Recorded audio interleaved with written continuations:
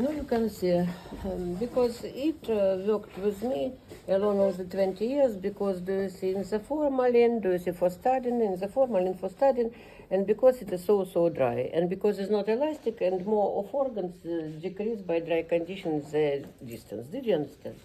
You can see this is heart. The tip of the heart prominence to left side, and from left ventricle, do you see, exits above and to right side. This is ascending aorta. This is arc of the aorta. This is arc of the aorta. From arc on right side begins brachiocephalic trunk. On left side, carotid common left and subclavian left. Here is open brachiocephalic trunk, which divides into the subclavian artery, into the carotid common artery. Here you can see carotid common artery divides into this. This is external with branches, and internal we didn't open, especially for the protection. Do you see? You can see. You can see here is superior vena cava, which brings blood into the right atrium. This is brachiocephalic right. This is brachiocephalic left veins. This is azygos vein. Azygos vein came from lower along of the vertebral column, collected blood from intercostal posterior veins, do you see, from phrenic superior vein, from organs of the thoracic cavity, you can see. And you can see here from, do you see, left side, from left side came, do you see here, do you see? And opens into the azygos. This is hemiazygos vein. Hemiazygos is shortly, it doesn't bring blood directly into the superior vena cava. It brings blood at first into the azygos. You can see this is descending thoracic aorta. Descending thoracic aorta gives to left and to right, look please here, no, here more of them they are cut it, to left and to right, the intercostal posterior arteries. The number of the intercostal posterior arteries, what? Six. Yes. Number, my dear, why you don't have logic? Why 6 anterior we have? Because only 7 true ribs. The behind, the ribs join to what? 2 vertebrae. Between the ribs, how many spaces? 6. Behind, near the vertebral column, 6 spaces. How many ribs we have? 7. How many ribs we have? 12. How many spaces between them? 11. Because do you see, from this, do you see, they complete, do you see, to the sternum by true ribs. And behind, individually, they begin from vertebral column. You can see that join to the vertebral column will be 11 spaces. How many intercostal posterior arteries aorta gave? This is today's your homework. Did you read? No, you read only names. The whole enough information you don't read. 10. You do you see didn't read, but the aorta, descending thoracic aorta, gives 10 intercostal posterior arteries. But if you remember, 2 upper we supplied yet. How we supplied 2 upper intercostal posterior spaces? Last time, subclavian artery gave costocervical trunk. Costocervical trunk gave cervical dip and gave intercostal posterior supreme, which divided into the prima and secunda. You don't remember. 11 spaces minus 2, which supplied last time. How many will be?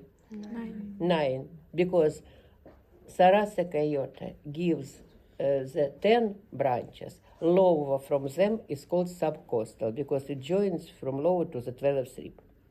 When the aorta perforates diaphragm, it gives phrenic superior right and left, phrenic superior arteries, and when the aorta will come below, will continue by abdominal aorta, it gives from lower phrenic inferior arteries. Phrenic superior and phrenic inferior arteries, they are general for the blood supply of the aorta because they begin from, which they supply the diaphragm. They begin from aorta and by short distance with big pressure come directly into the diaphragm. All another branches which we studied yet, they will be helping.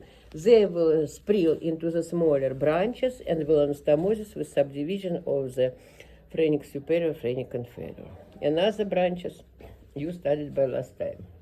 You can see intercostal posterior and phrenic superior, these are parietal branches because the diaphragm is lower wall. Another, do you see, ribs, they complete into the posterior, lateral, and so anterior wall. You can see this is aorta. Do you see this is root of the lung? What arteries supply the lung? What arteries supply the lung? My dear, did you read something at home? Did you prepare today material?